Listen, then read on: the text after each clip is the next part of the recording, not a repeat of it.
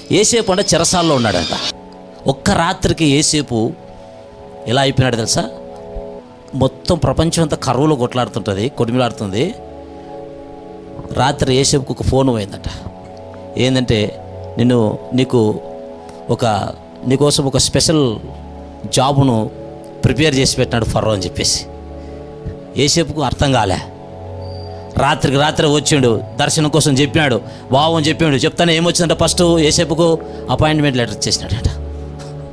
మనం జాబులు లేవో వాంది పోతుంది ఈంది పోతుంది అనుకోవడం, నిరుద్యోగం అది ఇది అంటాం. కానీ చెరసాల్లో ఉండ కూడా యేసేపును దేవుడు పిలిచి, ఫరో పిలిచి అపాయింట్మెంట్ లెటర్ ఇచ్చినాడట. అపాయింట్మెంట్ లెటర్ ఇచ్చిన ఏమొచ్చింది? రథం వచ్చింది. జాబ్ వస్తేనే మనవానికి ఏమొచ్చింది? బెంచ్ కార్ వచ్చింది. రథం వస్తేనే మళ్ళీ యేసేపుకి ఏమి ఇచ్చినాడు? ఉంగరం ఇచ్చినాడు. ఉంగరం దేనికి సాదృశ్యము?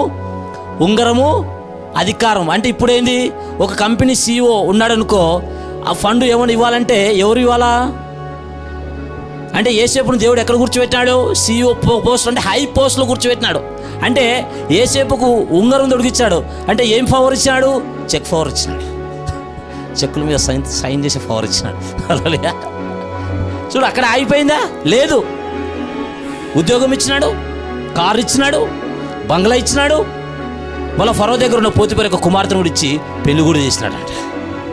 అన్నీ వదిలిపెట్టుకొని ఒక్క రాత్రి ఒక్క చిన్న దర్శనంకు ఉపమానం చెప్పినందుకు యేసేపుకి ఏమొచ్చినాయట? ఆ పోస్టు ఎలాంటి పోస్టు తెలుసా? ప్రధానమంత్రి పోస్టు. ఎంతమందికి వస్తుంది? ఎమ్మెల్యేలు ఎంతోమంది ఉంటారు, ముఖ్యమంత్రి, ప్రధానమంత్రి, ఇవి 100 కోట్లు. ఇప్పుడు చూడు, మన తెలంగాణ జనాభా అంటే ఒక 50 కోట్లు అనుకుందాం, ఒక 10 కోట్లు అనుకుందాం. 10 కోట్లు ముఖ్యమంత్రి సీట్ ఎంతమందికి ఉంటుంది? ఒక్కనికే. హల్లెలూయా. ప్రధానమంత్రి సీటు 100 కోట్ల జనాభాలో ఒక్క వ్యక్తికే. యేసేపుకి ఏమొచ్చిందంట?